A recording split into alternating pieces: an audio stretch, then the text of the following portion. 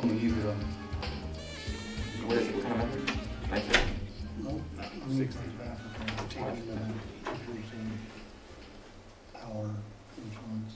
I see a blank screen. Live and direct from Lane Community College, main campus.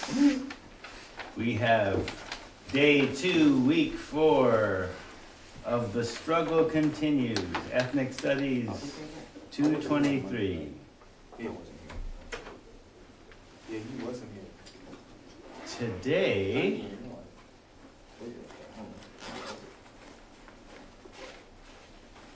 is anybody born before 1954? Yeah. Oh, after. Before 1954. Oh, okay. Another example of good black don't crack. Okay. Okay. All right. Nah, for real.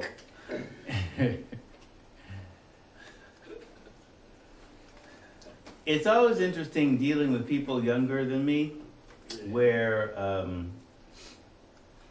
you know what their standard of reference is for history, and a lot of their history comes from television. And if you were there, it's like you remember when the only television was black and white TV, and there was 3 stations plus public television on UHF if you lived in a market with that. I remember the first thing I saw on TV was the funeral of Ike Eisenhower. Oh, wow. Okay.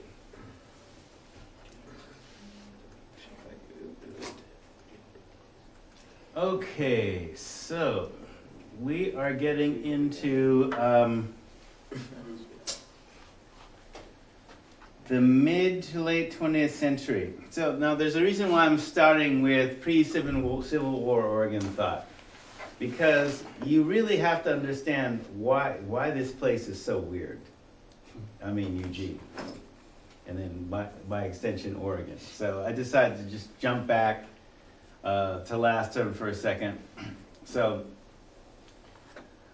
during the debates in Congress about the creation of the state of Oregon, basically, so what was happening is you had one of the first steps in Western civilization to colonize something is you set up like a fort or an army base or a trading post with the locals, and the British did that in Astoria, among other places. So there was a response to that on the American side, even though it was like the Oregon Territory, which is like Oregon and Washington, to begin to flood the area with settlers until you have enough settlers to make a state. But at the time, what they're thinking about is the whole issue of slavery and the Missouri Compromise, by which you have an exact number of slave states and so-called free states. So where Oregon is going to fit in that mix is that Oregon is going to be a free state. But here's how they're going to do it. They're basically saying, if you look at middle paragraph, argued against, a representative from Massachusetts argued against the introduction of slavery into the Pacific Northwest on the grounds that a free Negro population would inevitably follow slavery. By keeping out slavery, an all-white population would be guaranteed. Well, not all black people are in slavery.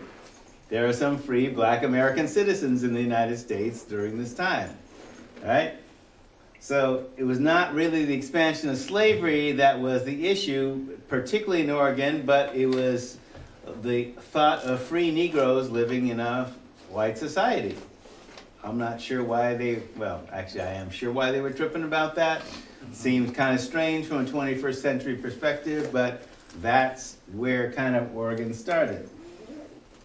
So just to repeat, some of you who were here last term, this is an editorial before the Civil War in the Oregon Statesman, which is a paper out of Salem, which was still forming up to be the capital.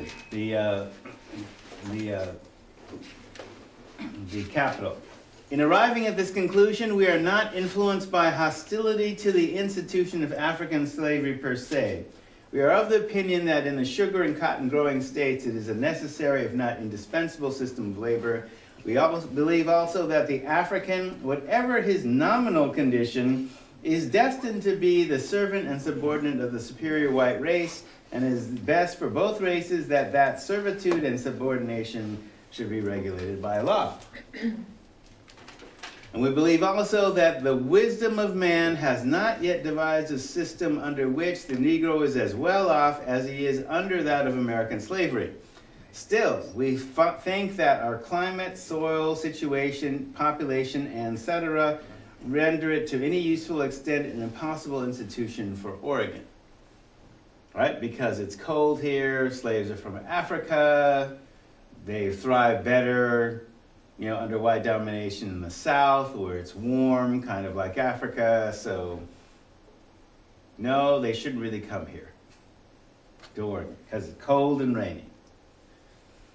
So, when it finally gets to a vote, basically people essentially decide that, yes, we're going to vote down slavery, so we're going to be a free state, but we're definitely going to outlaw the introduction of blacks coming to Oregon to maintain that. So, free blacks. So, the electorate wanted none of the Negro race. Free Negroes were barred from Oregon by an even greater majority than slavery. So, as an example, this is a 1924 Klan rally at the fairgrounds down on what's now, 13th. And this was followed by a parade down Willamette Street with fireworks and a cross burning and bands and all that other kind of stuff. Okay. Hey, I have a question. Yes. So what is that, the cross, do you know in the Klan, what does it stand for? Well, according to, now definitely give yourself a very hot bath and a strong shower after going to these websites. So kkk.org or KuKluxKlan.com. Not making that up. Yeah. So in some states, the Klan is a nonprofit educational organization. All right. So they say the cross, the fiery cross, is symbolic of the light of Christ and the purifying light of Christ, and basically symbolizes that, Jesus was a Northern European, and that, he has a message for all, and that is white supremacy. So the burning cross symbolizes their belief in that. Okay? That's according to their website, why we burn the cross. Okay. So, Ku Klux Klan number 3 in Eugene. So, according to the local lore as reported by the Register Guard, the Klan died out in 1924. However, the Klan membership lists, which I did publish, on last year's PowerPoint slides, have never been published in the papers or any media outlet in Eugene to this day. Any attempts to include this information, for example, in public black history displays in places like eWeb specifically, have also been forbidden. So basically, when I had animated this PowerPoint presentation to talk about, I was asked specifically to talk about, designed a PowerPoint to talk about, this is during Black History Month a couple of years ago, talk about the African-American experience in Eugene. Well, you can't talk about the African-American experience in Eugene in the 20th century without talking about the Klan, because that basically affects everything. It's not just the founding of the state, it's also some of the attitudes that kind of persist to this day. Now, the list that I found was basically the master's thesis of a white researcher from the U of O. So it's history. It's basically backed up by 2 different sources. One, the district attorney of Los Angeles, who busted a Klan house that had the organizing list for 5 states. So, the DA. And the second was a list found on Kelly Butte after a cross burning. Now, what Kelly Butte is, if you go up there, it's where the Springfield Water Tower is. And it was the site of a cross burning, and it has a direct line of sight to Skinner's Butte, which had cross burnings on it, too. So the Grand Cyclops at the time was a U of O Latin professor, because the Klan was being run essentially out of the University of Oregon. And the Klansmen were like well-educated, lived in stable neighborhoods, well-to-do neighborhoods. These are not your stereotypical Southern poor rednecks. No, these were well-educated doctors, professionals, etc. Right? So, attempted to put this in eWeb, they refused. So, okay. So why? And the reason why I was given the Klan list. I'm going, look, this is like 90 years old. It's history. It's a white researcher. What's the problem here? Yeah, I know you know. You know, well, a lot of those names are still around. And Yeah, well, sure. they're I mean, still well known in this community. yes, lots of people are well known. You know, I mean, on LCC we have 5 people. We have at least 5 people whose names are on that Klan list. You will find that all over the place. You know, that does not mean that they're Klansmen today. From a list 90 years ago. It just meant, look, it's historical. It's history. It's 90 years ago, right? Why not publish it? Huh. I'm just looking from an academic naive point of view, right? So in 1937, meeting in Portland, this is reported in the Oregonian, the Klan in the state of Oregon claimed 16,000 members statewide and wanted Eugene for its state headquarters. Again, they decided they were going to recruit in law enforcement and again be politically active, because in the 21 to 24 period, they had a Klan-friendly governor, chiefs of police, etc., etc. And the Klan list I'm talking about had 150 members. By 1924, at the time of that rally, they claimed 400 members in Eugene. So they're growing, right? So while the Register Guard may report in 1920, they died out in 1924, and that becomes the dominant mythology, i.e. a lie, other evidence points to a continued presence. Now, again, the Oregonian, when they reported that in 37, Klan meeting in Portland, claiming 16,000 members statewide and wanting Eugene as their headquarters, again, the Eugene papers at that time didn't cover that. Actually, it wouldn't be papers, it would be the Register Guard. All right, so local black residents recall crosses being burnt on Skinner's Butte to intimidate the Ferry Street and High Street communities. Both were moved during basically urban renewal, and black community members orally said there were crosses being burnt on the Butte into the 70s.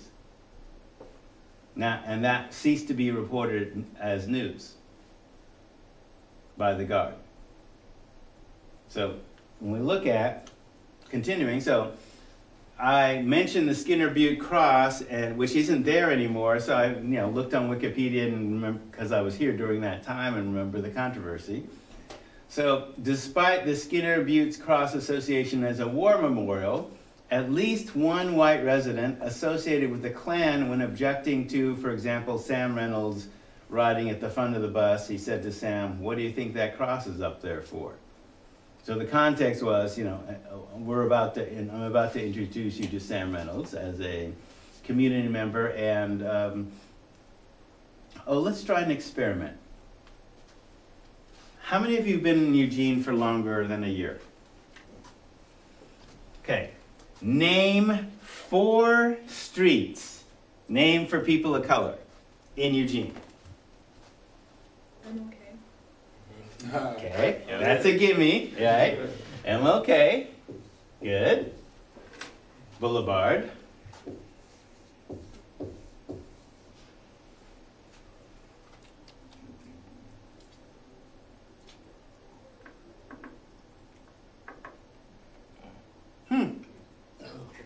That's it? Okay. All right. Okay. Fine. MLK. All right. fine, MLK, Unthank. Not like Unthank Park in Portland, because Unthank Park is actually his father. He's a well-known architect. Right. So this Unthank in Eugene was a well-known black architect who was a student at the University of Oregon. His daughter Libby is Yeah. a well-known business person. Okay, so there's an Unthank in North Eugene, right? Moon Lee Lane, Seen that street. okay, which is like 19th and Agate. Okay, it's more like an alley, but you know, Moon Lee Lane, okay, after Don Moon Lee, who, a Chinese American who used to work with the university in student housing, right? And the last one, Sam Reynolds Street.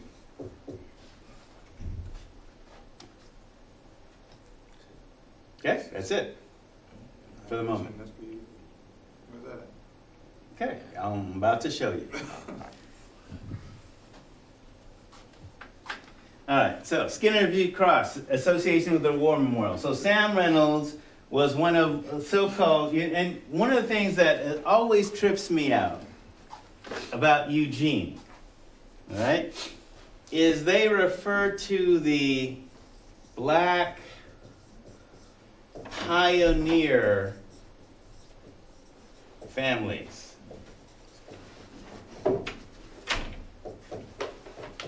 So pioneer, like they came in and they settled from somewhere, right? And they refer to the Negro Settlement. So are there only 4 black, like, streets named after black people? Well, they're not all black. So Moon Lee's Asian. Oh, So the rest are black people, yes. and that's all? I said people of color. Now, remember, people of color doesn't just mean black people. It means non-whites. So, you know, I know it's tricky with language, but, you know, we must be precise. Yeah, so 4 streets named for people of color in Eugene. So, yeah, most people come up with MLK. Some people who've been to my office say, oh, well, Sam R. or Sam Reynolds Street. Okay. 2 more. Right? So part of the point is if you're visible historically, you're politically viable today. If not, they tend to suppress your history for a lot of reasons. But political viability in the present basically is often based on historical visibility in the past. Which is why we often insist on kind of like symbolic gestures with MLK.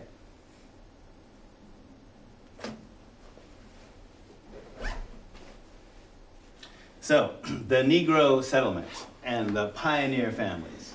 Now, the pioneer families came here basically in the 30s and 40s. Now, there have been black people in Eugene since the founding of the city in the mid to late 19th century. The first one recognized by the historical record, i.e. mentioned in a newspaper, is Wiley Griffin. But that's not until 1898. But there were blacks here during the Emancipation Proclamation in 1863 that were interviewed by the newspaper, but not named by the newspaper. So who does that? Hey, what's your opinion of, oh, you're free now? Said, blah, blah, blah, right? Newspaper doesn't do that. Interviews them, says there's several, but doesn't name them for whatever reason. Doesn't even say they're anonymous or would not like to be identified because it's illegal for them to be here. And it was illegal for Wiley Griffin to be here too, but he had a house, he had a very public job.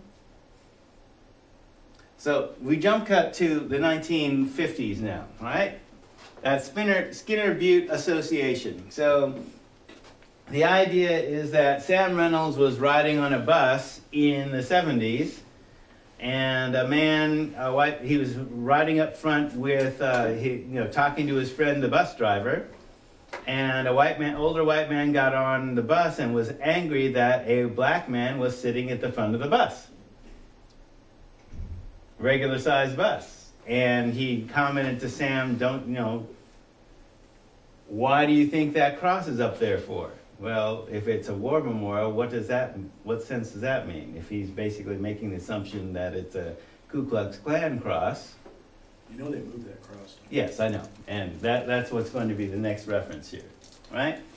So you can, you Google Skinner's Butte Cross. What you'll get is partially the history and also quoting from the Ninth Circuit Court decision, because once there, so this is the quote, and this is also echoed in the newspaper.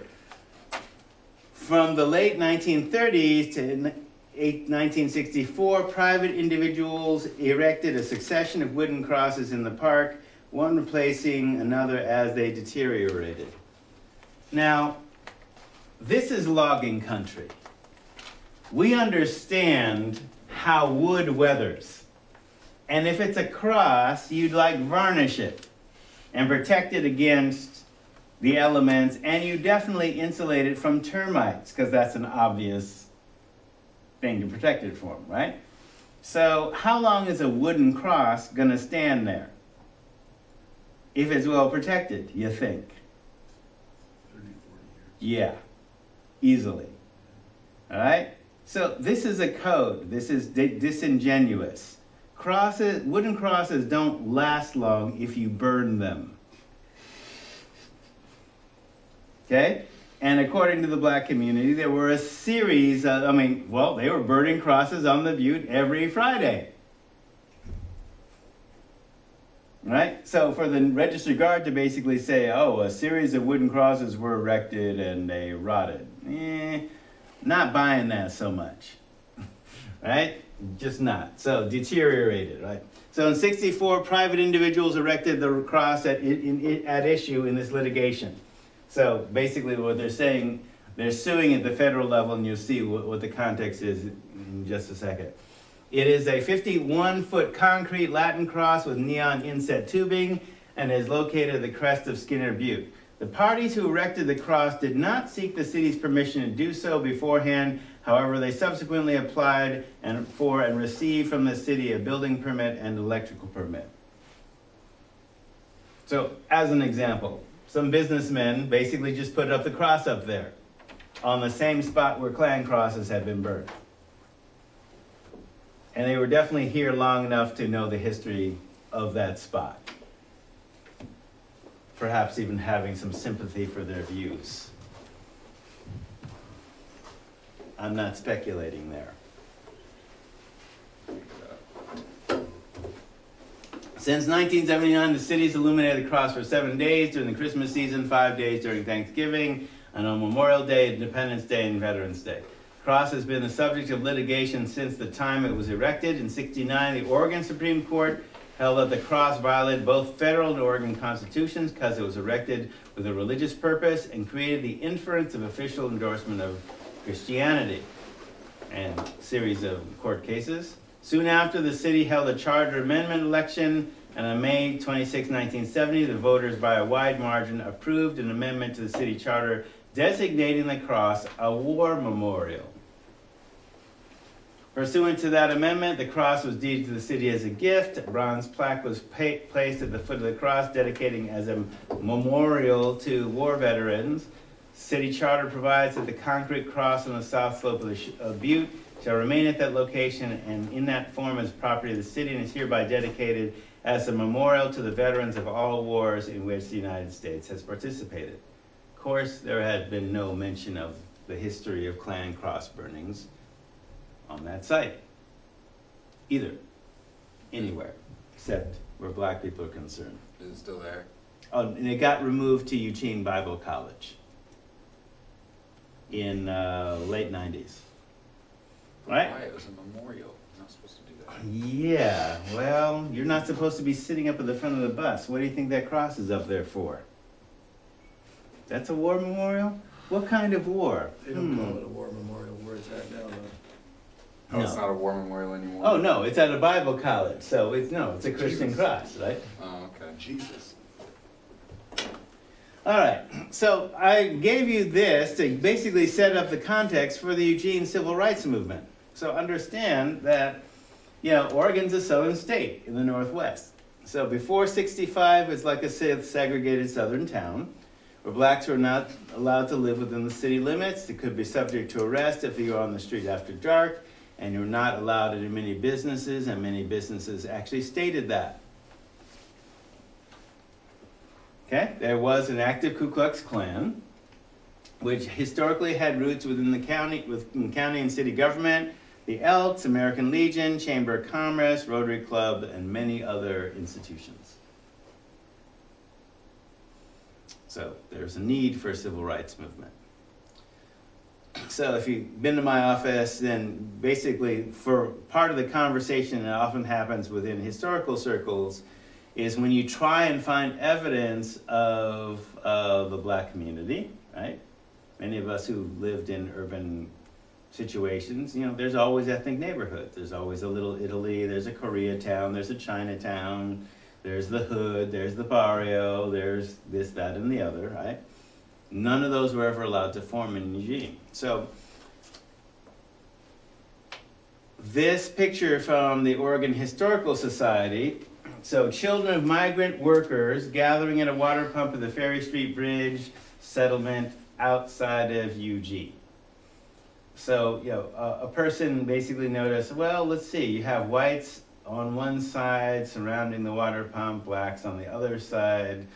The white kids have shoes, the black kids do not. There's lots of things you could interpret with this visually, that there's no real commentary other than the caption to talk about why this is, but I use this to essentially say Ferry Street was not just an African American community. For a century before the events I'm about to show you occurred, it was a transient camp.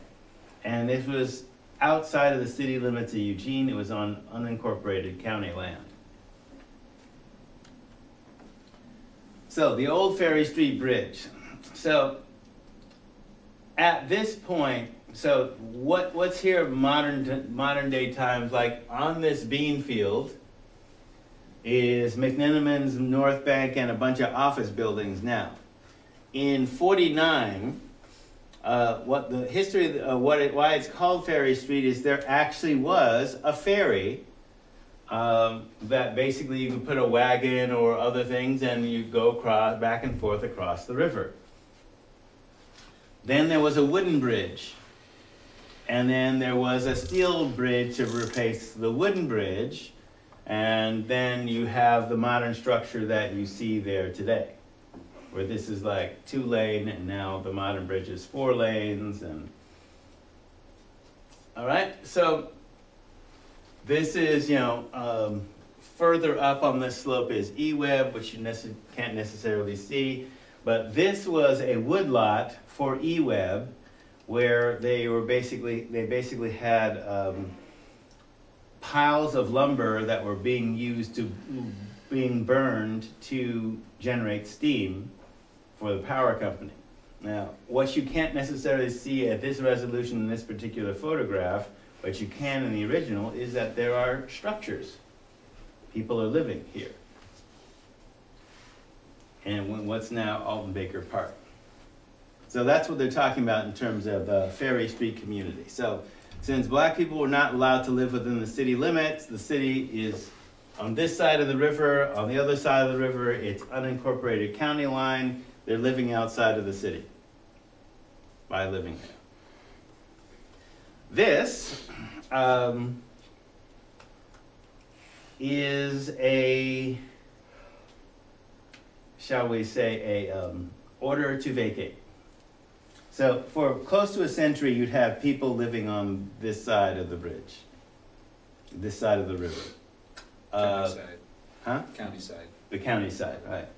And just before they would have been allowed to stay there in terms of by right of homestead, because they'd been there for a while, the county signed this, and this is, I'm going to give you the text. To whom it may concern, whereas it is necessary that the county-owned land adjacent and near the bridge known as Ferry Street Bridge, cross the Willamette River near Eugene, Lane County, Oregon, be immediately vacated in order that construction upon a new bridge and approaches there to replacing the present so-called Ferry Street Bridge be commenced, and whereas certain persons are trespassing and remaining on said county-owned land without authority from the county court or anyone competent to give such authority, it is therefore hereby ordered, adjudged, and decreed that all persons now camped or otherwise living upon property owned by Lane County, Oregon, near the Willamette River and near Ferry Street Bridge, and bounded on the one side by what is known as the Patterson Island Road, and the Willamette River on the other side, vacate said premises not later than 10 days from the date of this notice, and if they fail to do so, the sheriff is ordered to evict said persons thereupon by all means necessary to do so. Dated in Eugene, Lane County, Oregon, this day, 16th of July, 1949. So by July 26th, they're supposed to be out. So understand what's happening here. These are American citizens who can actually afford to buy houses and pay rent, and who are working. Make it sound like, yeah, that they're homeless, Yeah, right. like they're squatting, kind of. Yeah, but they're not, well, they're squatting in the sense that, yeah, we can't buy houses in town even if you have the money because we've tried. And they're basically going to bulldoze. So they have a community where they have a church, they have a juke joint, even though there's no water or electricity, they have, outhouses and stuff like that. People have been living there for some time because there is no legal means for them to live within the city limits. And of course, the county commissioners know this. One county commissioner named Christian signed this order to bulldoze a church. The irony is just delicious. So this is one of the reasons Paul Robeson actually came to Tent City, a community outside the city limits where for close to a century transients had lived, and home to a thriving African American community, though as shown by the picture, by that water pump, it's not all black, but it was majority black. So people of color were not allowed to live within the city limits of Eugene. And so in his only Eugene appearance, Paul sang in the Ferry Street Chapel. This is remembered by at least Willie Mims, who had a picture of Paul, but that was destroyed in a fire. So in his living memory, he remembered this particular thing. So this is a map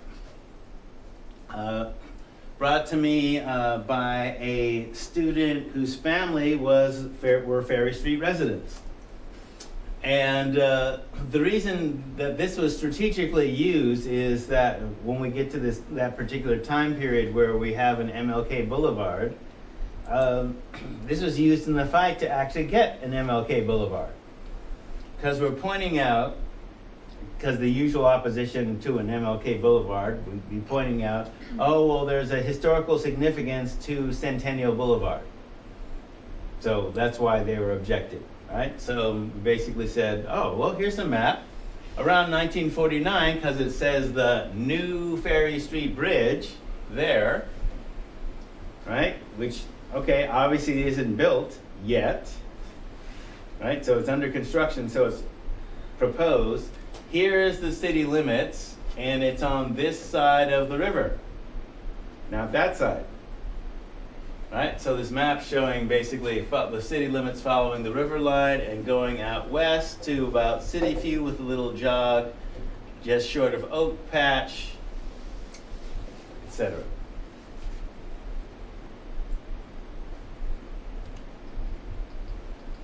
All right, so Old Patterson Road, Centennial Boulevard, Martin Luther King Jr. Boulevard. So this basically shows the Patterson Road that's referred to in the eviction notice. It's now MLK Boulevard today.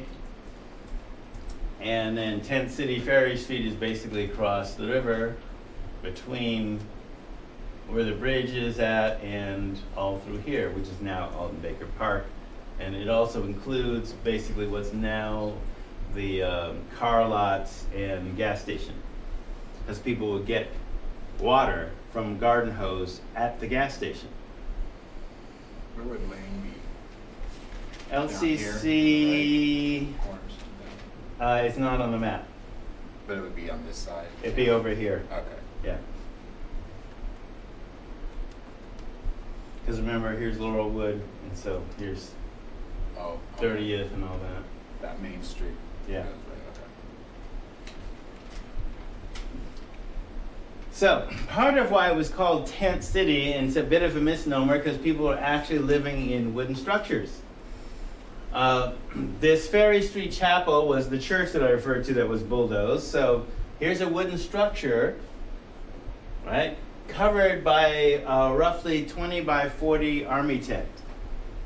This is actually why the BSU has in its possession a 20 by 40 army tent, because we were doing a Ferry Street reenactment, just like people do Civil War reenactments, except we were creating a Black History exhibit in the spot where the community used to be, using this army tent. We did that a year in a row, 2 years in a row, plus Lamb Cottage in the park. All right, so the Ferry Street Chapel is now St. Mark's Christian Methodist Episcopal Church.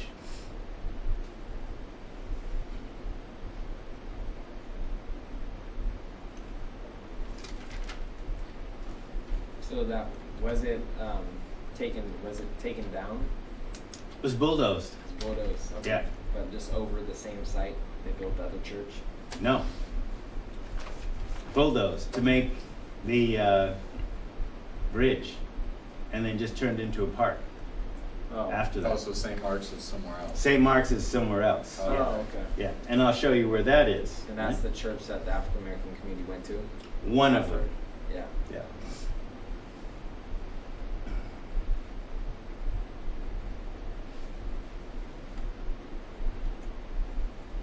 Because there were sundown laws in Eugene, people of color subject to arrest.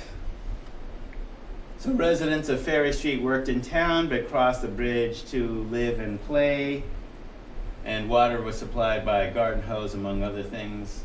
In addition to the chapel, there was a juke joint, also, Reed nightclub.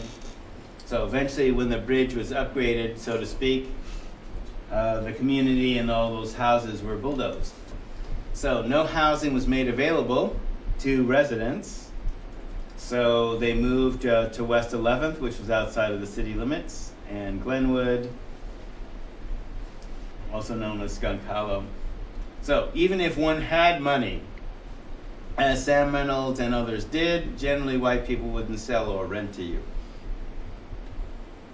Realtors, real estate agents could actually lose their license for selling to a person of color in that time. Even going through a white intermediary, as the Reynolds did, for example, to buy a house and started moving into the house, and people gathered petitions and had them kicked out. So it was difficult to even buy a house within the city limits, even if you had the money. All right. So Willie Mims' father worked for a Jewish man who ran the Osborne Hotel. That man bought the house on High Street and sold it to Willie's father, and you'll be seeing that in just a second. The Mims house became a boarding house for Black U of O students and Black entertainers, who, of course, at that time could not stay in any Eugene hotel, even if, of course, if they had international prominence. So one of the things that even though Mark Hatfield had passed that public accommodations law, that's only for public accommodations, not necessarily for private-owned businesses.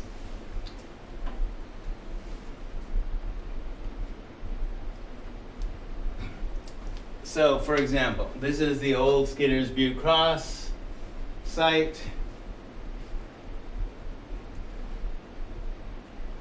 And Tent City. So one of the things that old residents would talk about is they could see the cross being burnt on Friday nights when they still lived there.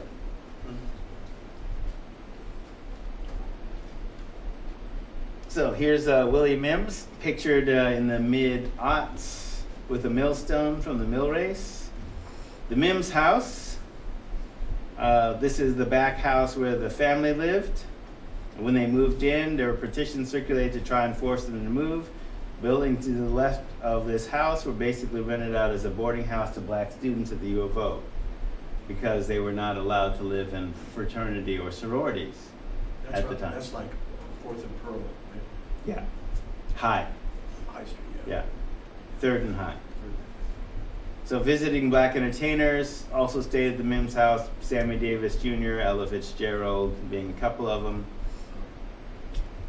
So this is the house that was basically rented out as a boarding house. So Emmett Williams and DeNorville Unthank were 2 black U of O students who lived in the Mims house. Emmett became one of the first, I think the first black dean at the U of O. And DeNorville Unthank became an architect, designing a number of buildings on campus. And then the community, the state, and the world. He basically was the architect that designed Kennedy Middle School, Thurston High School, every U.S. bank building, the Smead Hotel downtown, a number of medical office building on Chambers, as well as embassies in Japan and buildings in Portland and schools in Portland. So that's the Mims boarding house. So in that neighborhood, Willie recalls as many as 10 black families living in the neighborhood before what's referred to as urban renewal. And urban renewal is basically a time-honored technique in which if people are living where you don't want them to live, you basically decide you'll buy up the property and build some kind of other more income-generating property there. So for example, where the Campbell Center is on North High Street, that was where 10 black families used to live. And where the old federal building is, not the new shiny one, but the old federal building was, that was also a black neighborhood too. Here's part of the legal context. So number 4. No persons other than, so the reason that this is blanked out is because it names an address. This is basically a racial covenant. How many of you have bought a house? Okay, so when you buy a house, there's a title search. So everybody that's owned the property plus whatever restrictions or racial covenant they put on it appears in the title search. This isn't on my property. But I was banking at a credit union and they knew I had an interest in history, and so they were doing a title search. So they blanked out where the actual address was, but these were fairly common. So if you notice number 4, no persons other than those of the Caucasian race shall own, use, lease, or occupy any portion of said premises, providing that this restriction shall not prevent occupancy by domestic servants of a different race employed by an owner or tenant and occupant of the premises. All right, so your black maid's okay, but her family cannot rent here or own it. Okay, so the county commissioner that signed the legislation to bulldoze Ferry Street knew full well that American citizens would not be of a different race would not be allowed to move anywhere else except outside of the city limits, unless they had a deal like the Mims.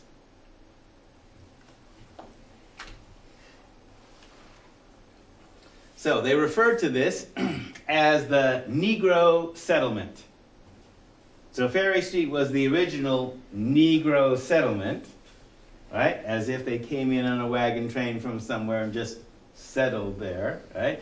After it got bulldozed, the Negro Settlement got moved out West 11th. So as no housing could be found within the city limits except for in rare instances like the Mims, most tent city residents moved outside the city limits, West 11th and Skunk Hollow, which is Glenwood now. So West 11th outside of the city limits. So a few white people lived there on undeveloped land, which was at the time valued at $1,200.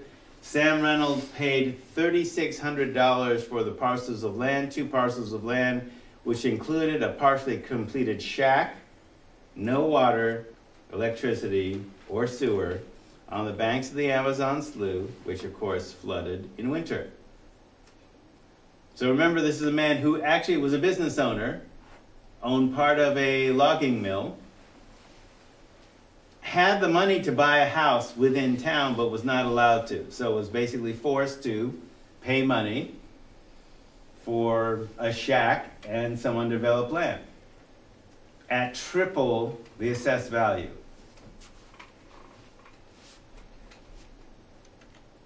Right? So that's a form of redlining. So just our conversation about institutional and systemic discrimination. So redlining is a form of type 4 or type 5 discrimination, institutional racism. Usually it's discrimination by financial institutions. So at the time, this was legal. It was legal for Sam to be essentially overcharged for undeveloped property. That was perfectly legal for him to do that, and perfectly legal for him to be denied housing. So, redlining is a specific form of discrimination where essentially it's how ghettos are made. So, on a map, inside the red line on a map, you either don't allow or only allow certain people inside the line, lower income people are forced to live, and then you can charge them higher insurance, higher credit costs based on race. So in Eugene, the line was the city limits, and parts of the black community were moved west of Chambers, which also appears on some maps as referred to as Jigaboo Flats. Jigaboo meaning semantically equivalent to tar baby or nigger or whatever.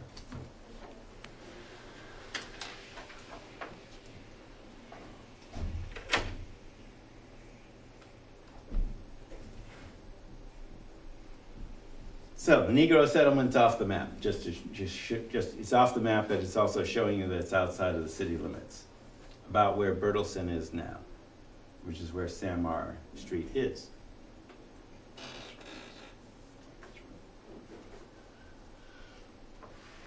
Did I explain redlining in terms of current? No. Okay. Anybody bought a house? How much did you put down? I paid full. Well, no, as a percentage of the, so you bought the whole property outright? Yeah. No down? I bought 10 acres in 1979 for $35,000. Okay. Let's say if you buy a house and you can't afford it and you go apply for a bank loan, you can put down as much as 2 to 3% of the total cost, right? As earnest money, and then the bank loans you the rest. Well, one form of redlining is if they decide within a particular area, we're going to charge more to certain people, usually by race. Now, when this is legal, you can explicitly state that. When it's illegal, i.e. a type 5, you have to be trickier about it than you are. So I bought a house, and since where I live is classified, I bought a house inside this zone, inside the city limits, but once it was outside the city limits, in an area called Jigaboo Flats. And That part, you mean? no, just say west of the city center. Okay. Generally, it was defined as when the city limits was, let's see. Because I live off Chambers, I was just trying to get a bearing on. Yeah, well, Chambers used to be the city limits. Okay. And in this time, like 49, it's beyond Chambers now, because this is like City View right here, right? So Chambers is right here. So at one point, Chambers was outside of the city limits. And that's where the old maps refer to as Jigaboo Flats, past Chambers. Because where it says Eugene Air Park, this was the old airport. That's where Where- ATA is now. Yeah, and yeah, right. ATA and also Cesar Chavez. Okay, Right. I got That entire park area used to be an airport. Yeah. Is Ferry Street Bridge right where Fifth Street Market is, like right? No, where it's on, no, that's still, where Fifth Street is still in the Eugene city limits near the urban core. So it's the other side of the bridge. It's where Ferry Street was. The other side of that bridge, though. Yeah, the other Okay, side of the Fifth Ferry Street Okay, Bridge, that's right. it. Yeah. All right, so as an example, I bought a house in '92 for $72,000. Because I had just gotten my job here, didn't have long enough established credit, so, asked my dad to help me. Dad had a bunch of money that he had to get rid of, so we decided to come in with 20% down, which is like 10 times the normal, because he needs to shelter this money, right? So, 20% down. The process of the loan, basically his financials came through, and then the bank called me and said, there's a problem with your loan. Okay, so I go and I said, what's the problem with the loan? Well, the assessment came back, you live in a below average desirability location. What do you mean below average desirability location? Well, there's an office building across the street from your house. Yeah, so? So what?